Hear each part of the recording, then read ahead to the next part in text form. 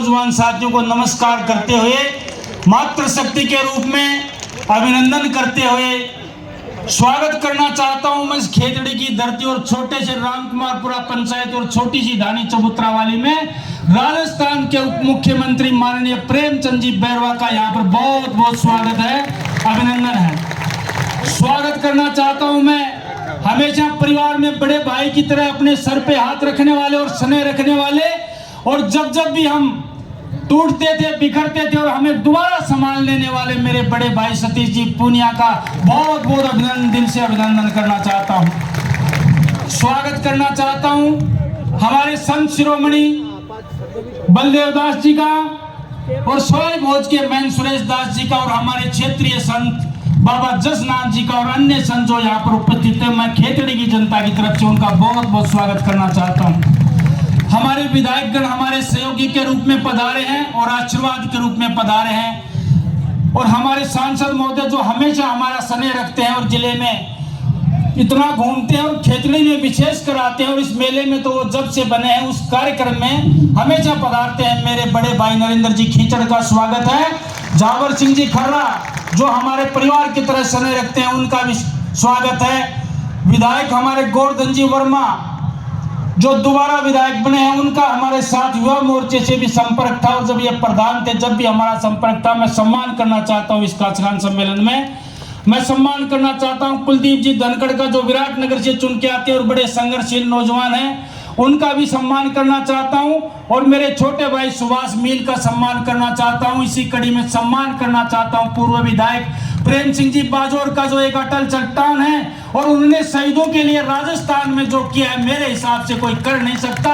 और आप समझते हो कि बिना कारण किसी की बड़ाई करना इंजीनियर धर्मपाल का स्वभाव नहीं है। मैं कहना चाहता हूं कोई व्यक्ति अपने माँ बाप की मूर्ति लगाते भी आदमी सोचता है, लेकिन 1100 जवानों का जिसने मातृ हिंद के लाडले सीमाओं पर अपना शरीर का बलिदान दिया, उनकी 1100 की मूर्ति लगाकर इस देश में जो कीर्तिमान स्थापन किया है, मैं प्रेम सिंह बाजौर का स्वागत करना चाहता हूं।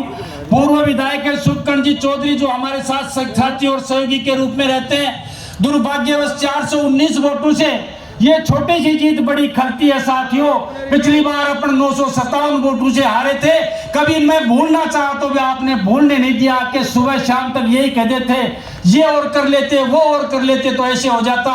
ऐसे हमारे थोड़े से दुर्भाग्यशाली रहे सुखकर्ण जी चौधरी जी का इस किसान सम्मेलन में स्वागत करना चाहता हूं। मैं स्वागत करना चाहता हूं पूरी जनता और उपखंड खेतड़ी की तरफ से और रामकुमारपुरा की धरती की तरफ से केडी बाबर जी का पूर्व विधायक और हमारे यहाँ पर जो प्रभारी हैं उनका स्वागत करना चाहता हूँ। हजारी लाल जी का स्वागत करना चाहता हूँ, और निश्चित रूप से मेरे से कोई ना कोई गलती जरूर होगी, किसी का नाम जरूर छूटेगा, वो अगले मेले में बिल्कुल नहीं आएगा, ये बात तय है। इसलिए मैं सम्मानीय मंच कह के सबका सम्मान करना चाहता हूँ, उपस्थित समुदाय का सम्मान करना चाहता हूँ।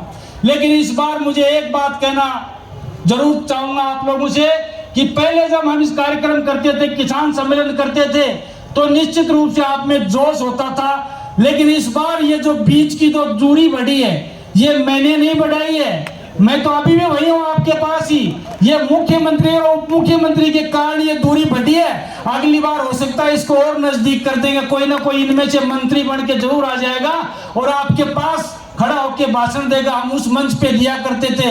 सतीश जी भाई साहब तो पता नहीं, मैं भी भूल गया कितनी बार यहाँ पे आए हैं। और जिले के जो भी लोग हैं, हमारे जिला अध्यक्ष जी हैं, विशंबर जी हैं, महामंत्री जी जो लोग बैठे हैं, उनको भी याद नहीं है कितनी बार आए। मैं पुनः एक बार पूरी भारतीय जनता पार्टी का पूरे मेरे परिवार की तरफ से और उपखंड खेतड़ी की तरफ से पुनः स्वागत करते हुए अभिनंदन करता हूँ। किन शब्दों में मैं आभार करूँ, प्रकट करूँ, वो शब्द मेरे पास नहीं है। मैं आप लोगों का किन शब्दों में आभार प्रकट करूं। 20 वर्ष का संघर्ष माननीय उप मुख्यमंत्री जी और भाई साहब सतीश जी, आप तो जानते हो 20 वर्ष तक कोई परिवार के व्यक्ति को भी नहीं पालता है, लेकिन मैं धन्यवाद देना चाहता हूं इस बुजुर्ग के आशीर्वाद को, इस नौजवान की ऊर्जा को और इस माता के अभिनंदन को कि 20 वर्ष तक लगातार मुझ पे आशीर्वाद रख के मुझे जिंदा रखने वाली ये खेतड़ी और नीम का थाना की जनता का कर्ज मैं इस जन्म में उतार नहीं सकता।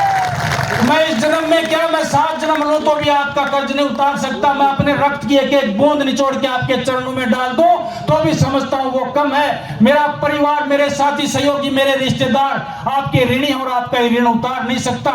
ये मैं निवेदन करना चाहता हूं। अगर जरूरत पड़ी तो आपके लिए कहीं तक भी कुछ भी करने की गुजर जाऊंगा और किसी भी हद तक गुजर जाऊंगा, ये आप लोगों से कहना चाहता हूं। आज मैं सौभाग्य से कहना चाहता हूं, कई चुनाव हम थोड़े थोड़े मार्जिन से डिफीट जरूर हुए, लेकिन प्रदेश में भारतीय जनता पार्टी का जो स्नेह है, जो प्यार है, चाहे वो मुकेश जी भाई साहब और जो प्रदेश के जो भी पदाधिकारी हैं, हमारे प्रदेश अध्यक्ष हैं, चाहे राष्ट्र के नेता हैं, मैं इतना कह सकता हूं, मैं चुनाव जरूर छोटे छोटे मार्जिन से हारा, लेकिन ना दिल्ली का आशीर्वाद कभी कम रहा और ना जयपुर का मेरे ऊपर आशीर्वाद कम रहा। मुझे तो माननीय भजन लाल जी ने एक बार कहा था कि भाई इस बार, पिछली बार जब मैं चुनाव हार के गया तो उन्होंने कहा रे भाई धर्मपाल, तू किसी अच्छे से पंडित को दिखा, तेरे जोग और संजोग तू दिखा। हमने तो सुना था कि कर्मों का कांकरा लगता है, तेरे तो बड़ी सारी शिला लगी है। तो मैंने भजन लाल जी को कहा अभी मान्य, और अब तो आप किस्मत लिखने वाले बन गए, अब लिख दो जो लिखना है जो आप लोगों को। इसलिए आप लोगों से मान और सम्मान के साथ इतना कह सकता हूं कि मेरे संपर्क और संबंध बड़े मधुर हैं। हम राजनीति से कोई काम नहीं करवाते हैं। हम अधिकारियों को भी कहते हैं प्रेम से काम करो, दिमाग पे बिना लोड लिए काम करो। पहले आप लोगों को भी पता है, लोगों को ये कहते थे, अधिकारियों को विपक्षी लोग कह के डराते थे, अगर इंजीनियर धर्मपाल जिस दिन विधायक बन गया तो आपको खा जाएगा और पता नहीं क्या हो जाएगा। मैं सबसे पहले मैंने यही कहा था एक मेरी सार्वजनिक मीटिंग में कि काम करो जनता के, आपको कलम की ताकत दी है और 5 वर्ष के लिए मुझे भी कलम की ताकत बख्शी है। किसी का भला कर सकते हो तो कर जाओ, वरना रिटायरमेंट होने के बाद में कोई नमस्कार भी नहीं करेगा। वो याद रखेगा कि जब आप सीट पे थे, जब आपने क्या किया। दिन रात आपके बीच में रहेंगे, 24 घंटे आपके बीच में रहेंगे, जो बन पड़ेगा, जितना बन पड़ेगा। ये जोश में नहीं कह रहा हूं, जोश में वो व्यक्ति कहता है जो पहली बार चुनाव लड़ता है और पहली बार जीतता है। 24 घंटे आपके लिए हूं, जैसा भी हूं, जितना हूं, मेरे परिवार के पूरे परिवार के सदस्य आपके लिए तैयार हैं। आपसे 3-4 बातें शेयर करना चाहते हैं और मैंने लिखित में भी रखी है, आपको भी दूंगा और मेरे सम्मानीय जो मुख्यमंत्री जी हैं और दिल्ली तक दूंगा। जहां पर हमारा हिंदुस्तान कॉपर लिमिटेड का प्रोजेक्ट है, जो कभी शेखावाटी की लाइफलाइन कहलाता था, 12,500 कर्मचारी काम करते थे। आज उसकी दुर्दशा, आज उसकी ये दशा है, वहां पर 400 से नीचे कर्मचारी काम करते हैं, टोटल ठेके पे दे चुके हैं। आज उसकी ईसी आ जाएगी तो मैं समझता हूं यहाँ पर 10-12 हजार लोगों को और नौजवानों को काम मिल सकता है। ये कार्यक्रम आप करें। ईसी आने के बाद जमीन आवत हो चुकी है, जमीन अक्वायर हो चुकी है, यहाँ कारखाने लगे, चाहे छोटे लगे बड़े लगे, मेरे नौजवान को, मेरे भाई को, मेरे बेटे को नारनौल, जयपुर या उदयपुर नहीं जाना पड़े, यही खेतड़ी में रोजगार के अवसर उपलब्ध हों। ये मैं पुरजोर तरीके से आपसे मांग करना चाहता हूँ। यहाँ पर एक डेयरी का प्लांट है जहाँ पर 25,000 की कैपेसिटी है लीटर की, लेकिन दुर्भाग्य से उसमें 7-8 हजार लीटर ही दूध पहुंच पाता है।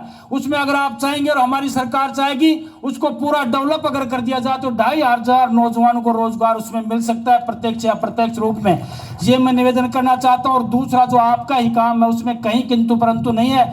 हमारा ये पहाड़ी क्षेत्र जिसमें बांसियाड़ खेतड़ी के नाम से एक रिजर्व कंजर्वेशन बनाया गया है, उसमें माननीय श्रीमती हमारी वसुंधरा राजे जी की तरफ से बजट दिया गया था। उसमें अगर और बजट मिल जाए तो सरिस्का और रणथंभौर की तरह हमारे हजारों हेक्टेयर का जो एरिया है उसमें पर्यटक की आवक हो जाए, हमारे